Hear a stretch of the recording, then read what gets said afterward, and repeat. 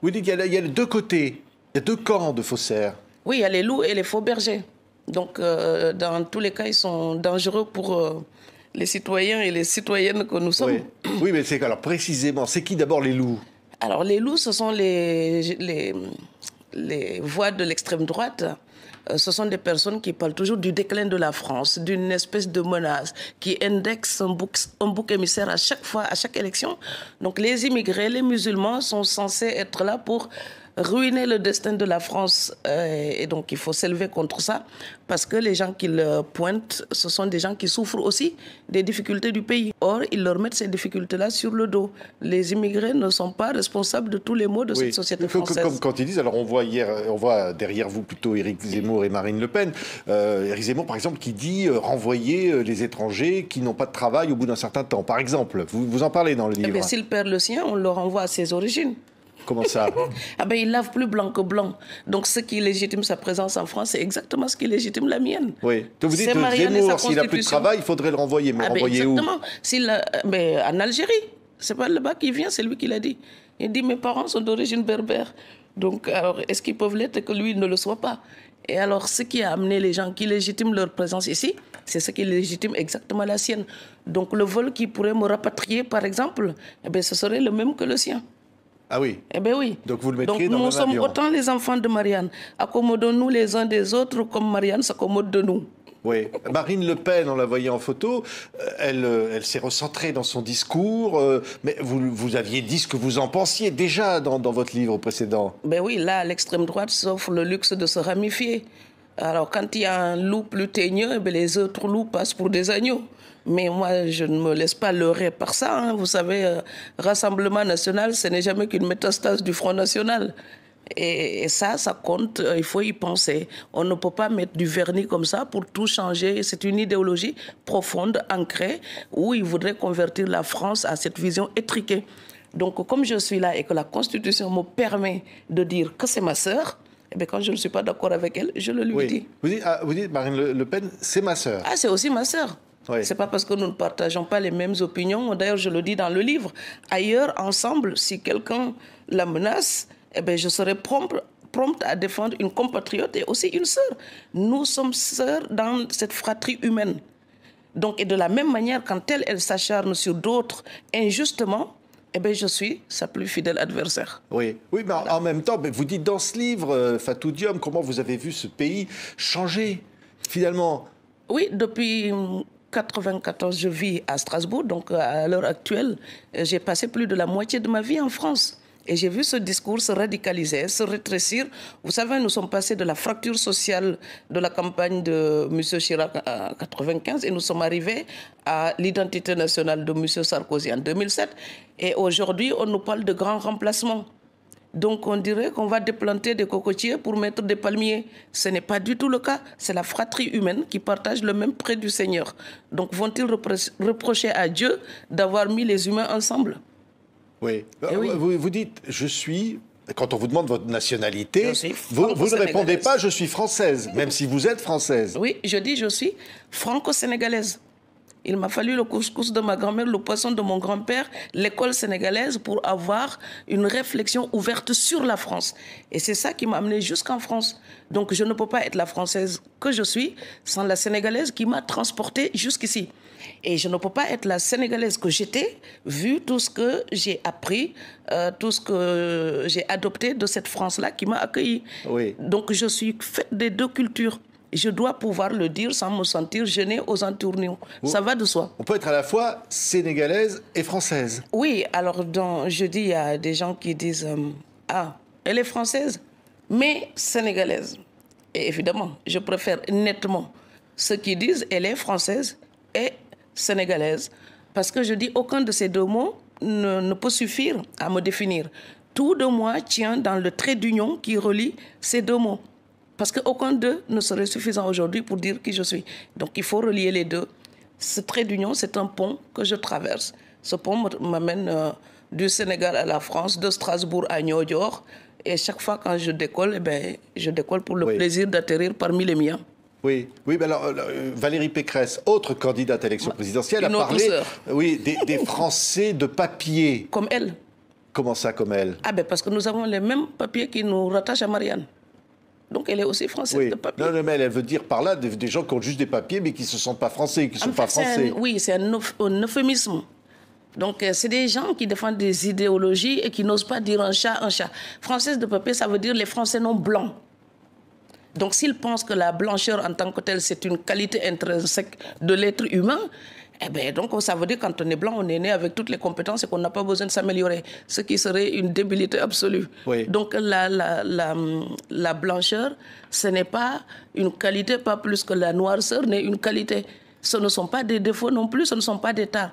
Ce sont juste des hasards génétiques qui ne définissent pas du tout la mentalité d'un humain.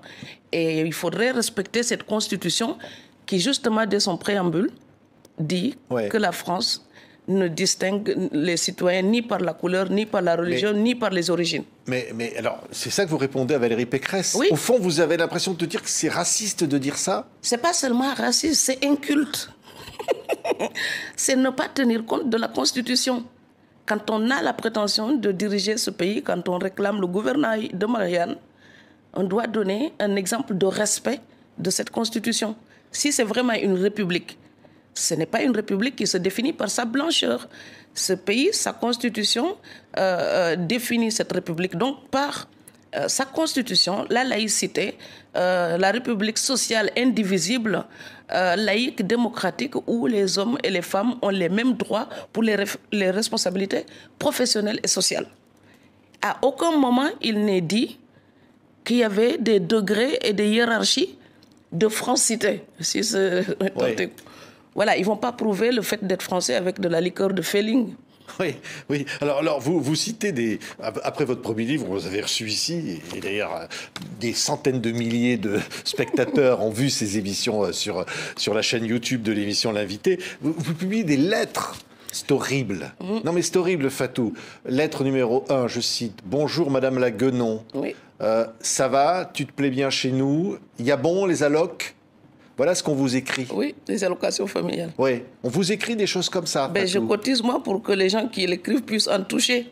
Parce que s'ils en parlent tout le temps, c'est que c'est fondamental pour eux. Donc ce sont certainement des gens qui vivent des allocations qui m'envoient se reprocher à la figure sans rien savoir de ma vie. Oui, une autre lettre qui dit, en fait, je te salue même pas, t'es qu'une guenon, dégage de chez nous, t'es là pour profiter des allocs avec ta putain de marmaille. Exactement. Non mais vous le publiez parce qu'il faut montrer ça. Mais parce que moi je n'en parlais jamais, je le dis d'ailleurs dans le texte, j'ai toujours refusé de leur donner leur quart d'heure warolien, ok? Je ne voulais pas leur faire de la publicité, ce serait vraiment tenir compte de gens qui n'ont même pas l'intégrité morale de marquer leur adresse. Quelle lâcheté! Donc, moi, je dis, on te fera ci, mais les faucons, au moins, montrent leur bec à leur proie. Donc, ceux-là, ils s'adressent à quelqu'un, ils voudraient me transformer en proie, mais ils ne se montrent même pas. Et ils ne mettent même pas leur adresse sur les courriers. Donc, on ne peut pas tenir compte de leur personnalité qui s'annule par le fait même de ne pas mettre une adresse. Donc, ça ne me secoue pas. J'ai mis ça pour que nous ayons la possibilité de toucher du doigt cette partie déshumanisée et déshumanisante qui existe dans notre fratrie humaine. J'ai juste voulu qu'on puisse réfléchir à ça. Ça existe. Malheureusement ou heureusement, si vous êtes blanc, vous n'aurez pas l'occasion de toucher ça du doigt. Donc moi, je ne peux pas enlever ma peau noire comme on se débarrasse d'une veste. Et donc, je vis avec ça. Et je dois tenir, et je ne suis pas la seule dans ce cas. Et nos amis européens blancs, donc les caucasiens, il faut qu'ils voient ça pour comprendre que les gens racistes, ils ne sont pas humiliants pour eux-mêmes seulement. Ils sont humiliants pour toute la collectivité. Oui, Fatou Diome, vous avez reçu aussi beaucoup de critiques venant d'Afrique cette fois. Oui. Du Sénégal en particulier, parce que vous avez, alors vous le dites encore dans ce livre, je vous cite, vous dites, allez donc chercher un grand chef d'État africain, cherchez-les, mais allez les chercher, ils sont au cimetière. Un leader africain reconnu comme tel. Ils sont au cimetière. Oui. Il n'y en a pas aujourd'hui. Non, parce que ce que je veux dire par là, il y en a, mais on le reconnaîtra seulement après leur mort. Donc il y en a. C'est que chaque fois qu'il y a un leader africain digne de ce nom, eh bien, il est massacré. Et on va le dénoncer, le dénigrer, le mettre en pièces jusqu'à ce qu'il se décourage ou jusqu'à ce qu'il meure ou jusqu'à ce qu'il soit tué. Et après, une fois qu'il est au cimetière, on dresse des statues et puis on fait des commémorations. Non, mais soyons sérieux, ces commémorations ne rendront jamais un fils à sa mère ou une fille à son père. Donc, reconnaissons les capacités, les compétences des gens pendant qu'ils sont parmi nous. Il ne faut pas attendre que les gens soient morts pour dresser des reliques. Voilà, un héros mort, oui, les idées survivent. Mais quand même, ce serait bien de donner une chance au progrès, au développement, à l'humanisme, au dialogue des cultures. Et il ne faut pas dénoncer tout ce qui parle de lien. Et donc l'époque, elle aime les clashs, elle aime la haine. Elle aime pulvériser. Donc chaque fois que vous parlez de fraternité, il y a des gens, ils vous font un sourire de momie. Donc c'est comme si ça les désespérait. Oui, mais parce que vous aviez dit, en gros, en résumant, qu'au fond, une partie des problèmes de l'Afrique aujourd'hui viennent des Africains eux-mêmes. Oui. C'est un peu ça que vous aviez dit. Oui, nous avons les séquelles de la colonisation, de l'esclavage. Il y a des noms à donner. Il y avait des séquelles de ça qui continuent, qui font le lit des difficultés actuelles. C'est vrai. Mais alors, il y a des fautes dont nous sommes responsables, nous, en Afrique aussi. Donc, quand il y a quelqu'un qui détourne l'argent de son pays pour s'acheter des hôtels particuliers à Paris, je suis désolée, ce n'est pas un colon qui lui impose. C'est sa cupidité. Et alors, quand on prive son peuple pour se donner une condition qui est digne d'un chef d'État européen, eh bien, on affame les siens, eh bien, on n'est pas plus méritant qu'un colon. Il faut dénoncer aussi cela. Donc moi, je n'ai pas le regard binaire comme ça. Ah, les Africains sont nanana et je parle pour une catégorie. Je parle pour ma communauté, c'est-à-dire l'ensemble de ma fratrie humaine. Et donc, comme j'ai deux pays, mon identité, elle est dans cette intersection. C'est une identité de l'addition. Donc quand je regarde le miroir, je tourne toujours le miroir des deux côtés. Et je ne dis pas quelque chose pour plaire d'un côté ou déplaire de l'autre. En fait, ça m'est égal. Je dis profondément ce qui me tient à cœur, ce que je pense, ce que je crois, eh bien, avec toutes les erreurs que cela comporte, et je m'en excuse d'avance, mais je continuerai quand même à écrire mes livres avec la conviction qui est la mienne. Oui, avec le point. Alors, on vous voit le lever. Eh oui. Oui, vous êtes combattante. C'est comme dans le film avec Clint Eastwood, dressé avec le poing. Donc, on va se dresser avec les rêves, avec les poings, avec notre volonté farouche d'être aussi déterminés que les loups qui veulent nous diviser. Oui. Et je ne me laisserai pas décourager. Oui, oui, parce qu'au fond, vous dénoncez aussi ces faussaires dont vous dites les victimaires, c'est-à-dire ceux qui en font presque profession pour justifier, y compris leur inaction, être victime permanente ou se dire victime. Oui, ceux qui se laissent emporter dans la transe collective de Jérémiade. Et donc je dis, le Bréma n'a jamais libéré un âne de sa selle. Si ça ne va pas, il y a des choses à faire. Donc, chercher un coupable, d'ailleurs, je pense là à des mots de Frantz Fanon. Il dit, je ne suis pas là, moi, homme noir, pour charger toujours l'homme blanc d'une culpabilité éternelle. Donc, il faudrait aussi apprendre de nos maîtres et de nous libérer. Et entendre la libération au sens où l'entendait Montesquieu, c'est-à-dire une réciprocité de la libération. Parce que si on est dans la dialectique du maître et de l'esclave, donc libérer l'un ou à l'autre bout de la laisse, c'est libérer aussi l'autre. On ne peut pas réclamer la libération pour soi et vouloir enfermer les autres dans la culpabilité. Ce n'est pas généreux, ce n'est pas humaniste. Et le passé, il est là, laissons-le aux historiens. Donc je l'avais déjà dit, le passé n'a pas besoin d'avocats. Il a besoin d'historiens. Laissons les historiens faire leur travail. Et nous, les Africains, par exemple, qu'on arrête de penser que être noir et parler au nom de l'Afrique, c'est une profession. Non, ce n'est pas une profession. Être écrivain, c'est un travail artistique. Ça demande de la compétence, des études, une formation. Et on n'a pas une obligation de parler tout le temps de l'Afrique. Moi, si je parle de l'Afrique, il faut le faire dans la cohérence d'une réflexion. Et je ne suis pas obligée de le faire. Un artiste est libre. Donc, j'écris sur ce qui me plaît. Oui. Ou ce qui m'intéresse le plus. Oui. Vous ne changerez jamais votre prénom, comme le dirait Zemmour. Ah non, Fatou. Non. Je sais que Fabienne, ça sonne bien. François, c'est pas mal. Mais Fatoumata Binta Aminata Diom, c'est exactement moi. Oui. Et je me sens bien avec ça, en face de Marianne. Oui. Vous parlez de la laïcité aussi beaucoup dans ce livre. Parce qu'au fond, c'est ça, le vivre ensemble. Et ça marche pas. Il y a beaucoup de problèmes, ça marche plus comme ça devrait marcher. Oui, parce que les défenseurs de la laïcité, je ne dis pas tous, mais certains sont devenus aussi extrémistes que les extrémistes qu'ils dénoncent. Donc, c'est la nuance, à partir de quel moment on dérive, à partir de quel moment on devient ce que l'on dénonce. C'est-à-dire que les extrémistes, les prosélytes, eux, ils ne respectent pas la laïcité. Mais quand on les critique pour limiter leur velléité d'expansion religieuse, quand on les critique, ils vous reprochent de faire de la discrimination. Et c'est normal qu'ils invoquent la laïcité pour réclamer le respect de leurs croyances. Parce que cette liberté-là, c'est celle que la laïcité nous promet à toute la société. Ils doivent en bénéficier. Mais ceux qui les dénoncent, eux aussi, ils doivent savoir que la laïcité, ce n'est pas un athéisme d'État. La laïcité, ce n'est pas interdire le culte des autres. La laïcité, c'est respecter la croyance des autres. D'ailleurs, au mieux, ce serait d'y être totalement indifférent. Donc les autres, ils prient comme ils veulent, ils donnent le nom qu'ils veulent à Dieu. C'est leur problème. C'est juste que chacun doit garder ça dans sa sphère privée. Oui. Voilà. Et maintenant, quand on dénonce l'hypocrisie actuelle, ça, quand on parle de laïcité, c'est juste pour taper sur les musulmans. Il faut le dire. Donc les musulmans, cette façon qu'on a de taper sur eux, il faut qu'on comprenne que c'est quand même quelques millions de personnes dans la société française. Donc il faut faire attention à ce que la peur du terroriste ne se transforme pas en haine de l'islam. Parce que l'islam regroupe des milliards d'individus. Donc je peux détester la violence, la cruauté du terrorisme, mais je ne mettrai pas tous les musulmans dans le même sac et je ne fermerai pas des mosquées à tour de bras comme le fait Gérald Moussa Darmanin, notre frère ministre de l'Intérieur. Comment vous l'appelez? Ah non, c'est pas moi qui l'appelle, c'est comme ça qu'il s'appelle, c'est lui qui l'a dit. Gérald Moussa Darmanin. Et alors son homonyme, Moussa, eh bien, c'est Moïse dans la Bible.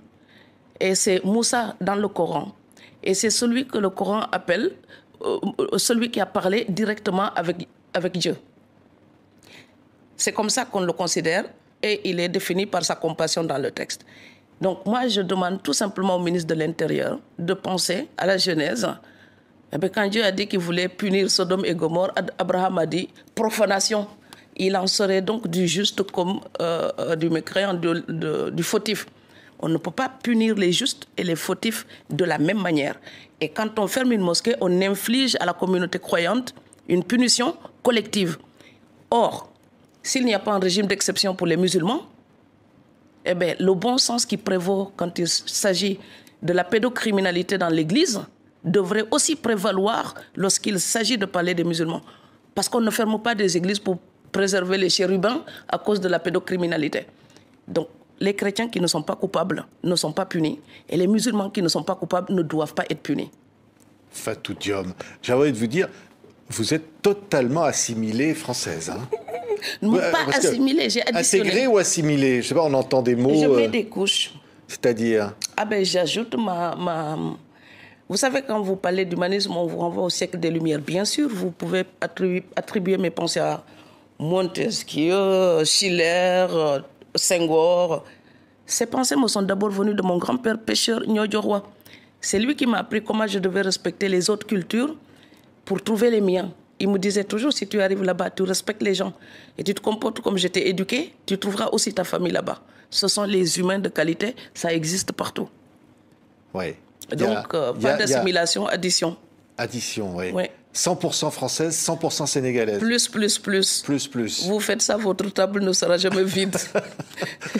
Parce qu'il y a beaucoup d'amour et d'émotion dans ce livre, Fatou. Il y a de la colère, oui. Il y a et du respect. Oui.